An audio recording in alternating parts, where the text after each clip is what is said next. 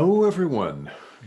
Good morning here in Arizona. It's morning anyway. So good afternoon, good evening to you wherever you're joining us from. And happy Monday. I hope that you all had a wonderful weekend. And if that meant spending time with family, I hope that you did that and you enjoyed that. If that meant just sitting on the couch or in a lounge chair and just relaxing, then I hope you did that too. So, whatever it was, I hope that you enjoyed that time. And I'm excited for today's topic. As you've noticed the last few Mondays, I have been deviating, but only slightly, from the workbook for students in A Course in Miracles, which we'll get back to, of course. Right. It's always waiting for us. So whenever we get back into the flow of that, which will be tomorrow on the show, by the way, we'll start with lesson 91, and then we'll be back having just finished a review period. We'll be back in the standard format that the workbook offers of one idea a day with commentary, with practical suggestions, with explanations. And we'll be doing that. And today I want to take a look at simplicity. That is my word for today, and that is the subject. And in fact, that is the basis of every single one of my spiritual teachings. So, what do I mean by that, and how does this apply to A Course in Miracles? Because this live stream is all about A Course in Miracles. Well, I'll tell you. So, and no matter what the spiritual tradition that you are involved in, and maybe you're involved in many, which is great. I mean, the 21st century is beautiful, isn't it? Isn't it beautiful that we have access to an entire spiritual catalog, for maybe lack of a better word, right? And everything, every single religious and spiritual tradition that exists in the world is available to us right now in the 21st century with our technology of the internet. If we're curious about a particular tradition, we can Google it. We can find groups of people that are involved in that tradition. We can reach out to them. We can gather information. We can sit with information and see whether it resonates with us. We can meet with people virtually and also in person. Eventually, of course, this pandemic's going to be over and we'll be able to freely meet in person again, as we were just a little over a year ago. So that's coming, and it may be coming right now to the area where you live, depending, right? Everyone is different in that regard with local government, restrictions and all of that. But that's going to go away eventually. May not feel like it right now, but it's going away. We'll be able to meet with each other in person again, and we can already do it virtually. So there's an entire human inventory, catalog, the full breadth and depth of spiritual traditions is available to us right now. So there's a lot to choose from. And no matter what you have chosen in your life, whether A Course in Miracles is involved in that or not, actually doesn't make any difference. You could study just A Course in Miracles, and that could be the centerpiece of your spirituality.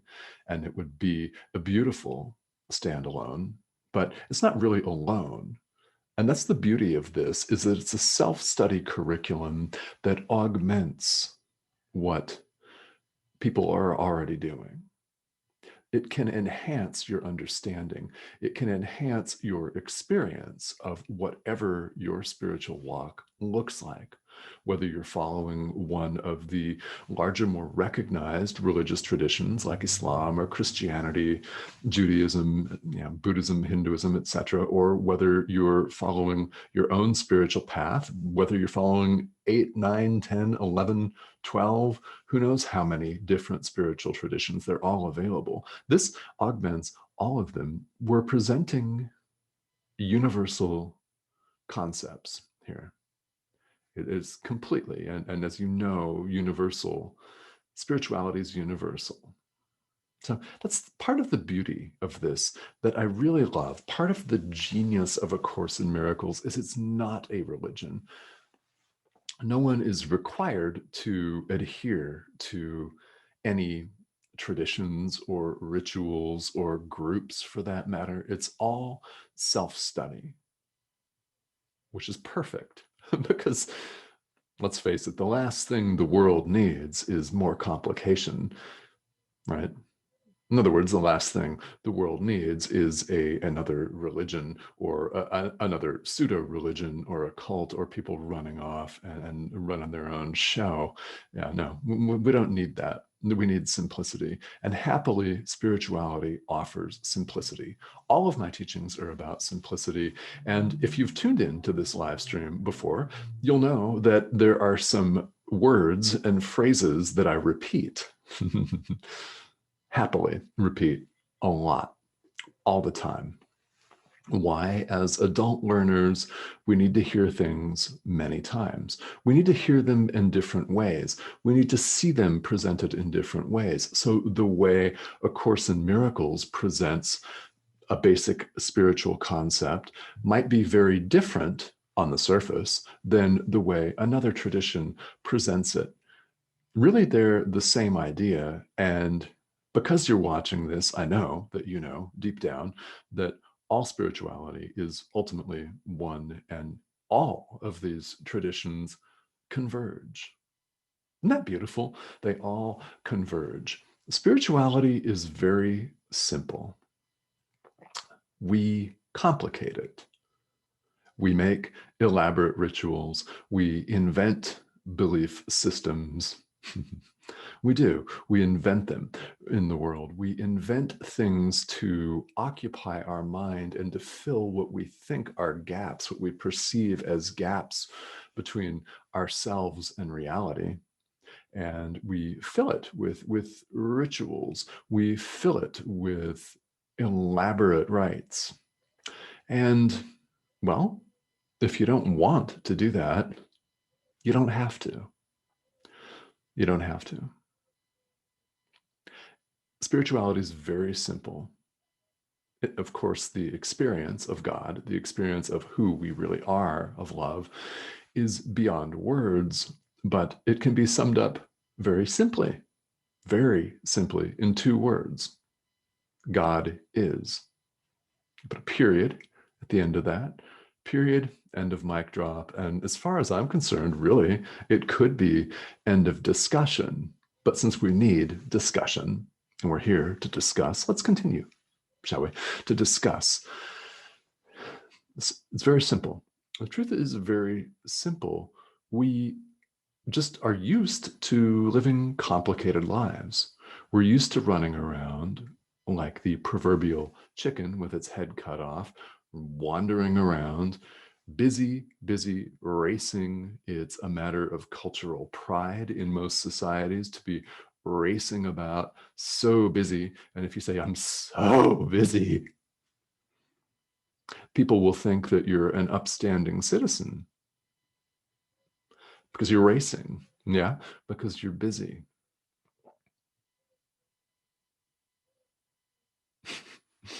You can tell what I think about that, right? And do you feel the same way? Yeah. How often do we stop to consider how complicated we make our lives and how we don't need to do that? This is why spiritual teachers say the same thing over and over again. This is why I repeat all the time, choose love. We have a choice between love or fear. Isn't that wonderful? It's just 2 things. We have one choice to make every moment of every day, not 50,000 like it appears. One leads to happiness, true happiness. The other leads to suffering. Which do we want? Deep down, I mean, all we have to do is ask ourselves deep down. It's very simple. It's a choice of love or fear. It really, literally is that simple. It is. And we fear don't we? When we're identifying with the ego, which is what's going on. I mean, the choice of love or fear is the same as God or the ego. And if you, in your tradition, do not use the word God, or you prefer another term, then please feel welcome, right, to use that term. A Course in Miracles uses the term God. Therefore, I, on this live stream, use the term God. And you could use spirit, source, your higher self, the universe, whatever it is that resonates with you is what you should use. Absolutely. Because one of the simple parts of spirituality is we have free will. We have retained free will. No one has ever taken that away from us. And if we choose not to exercise our free will, that's a choice, isn't it? We've chosen not to do it. If we choose to ignore spirituality in this lifetime, that's a choice. No one can take this choice away from you. We all have the ability to decide. Now, people could see that as, oh, that's a lot of pressure on me. Well, no. Now, who else is going to do it, right? Your neighbor's not having your experience. Your neighbor cannot elect love for you. Can they? No. You've got to do it yourself. It's powerful. And the more that we practice, the more we embrace this power, the more our experience fundamentally alters. And I do mean, guys, fundamentally alters. It changes your perception, which is the purpose of spiritual practice. It is the stated purpose of A Course in Miracles, to have us perceive ourselves and the world and everyone in it differently than we do right now. If you're looking at it through a fear-based lens, you're going to see attack and war and suffering. If you look at it through the lens of love, you're going to see beauty and joy and happiness, forgiveness. That's the choice. It's very simple. And we fear to lose ourselves, don't we? So strong in our lives is the ego's hold, right? We've been habituated to equate ourselves with the physical body. Yeah, I mean, that's what we think of as me. So I'm touching my nose, and these are my eyes and my eyebrows and my forehead, and yeah, my neck, shirt, ear, all of that.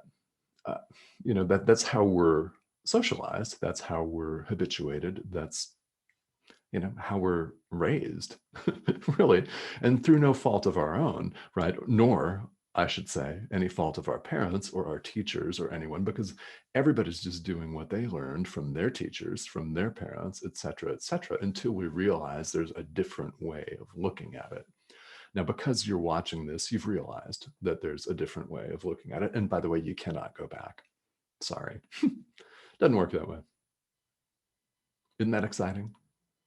I say it is.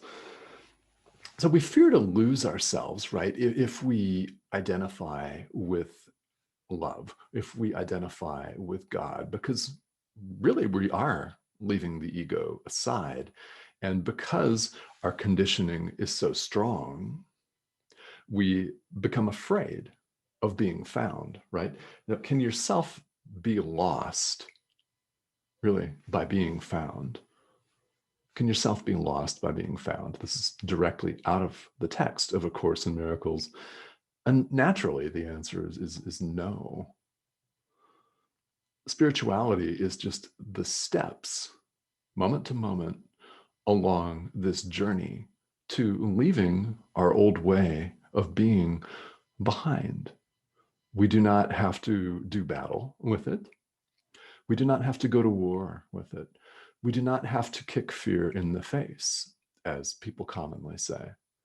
And it's it's a big saying. I'm sure you've heard it, kick fear in the face.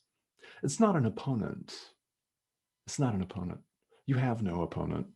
Spirituality is very simple. You are love.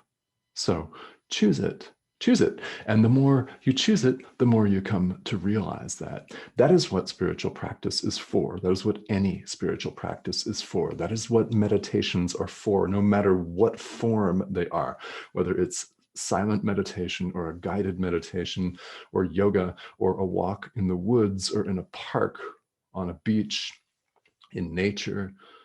Yeah, whether it's a bubble bath or a good book, whatever that self-care is like, whether it's prayer, whether it's a more elaborate spiritual or religious ritual, whatever that is, it's letting go of our habitual tendencies. In other words, the ego. It's very simple. The more we do that, the more the experience of God we have. The more the experience of God we have, the easier it is to notice our habitual tendencies. Yeah, anger, frustration, rage. The easier it is to notice them when they come up and to leave them aside. We don't have to kick them in the face. We don't have to do violence to them. We simply choose love and they go away. It really is that simple. So I don't ever expect people to believe anything that I'm saying. Isn't that exciting? Really, it's wonderful because it's not about that. It's not about do you believe it or not? It's about the experience of it. So if you don't believe it, what I invite you to do is to entertain these ideas. Entertain the idea and kick it around honestly in your mind. Kick it around and see if it makes sense to you, if it makes practical, living, breathing sense to you. That if you choose love, fear goes away, right? We have a choice between love or fear. You cannot be lost by being found. God is. Simple. It's simple. The choice is simple. It's we ourselves who complicate it. All right, so this is a subject that is really the centerpiece of A Course in Miracles. It's the centerpiece of all spirituality, and naturally, it's going to be the centerpiece of everything that I'm saying. One of the things that I love about A Course in Miracles, and this is why I feel so confident in saying you don't have to believe anything I say, is because A Course in Miracles says you don't have to believe anything in it. Just be willing to entertain the idea.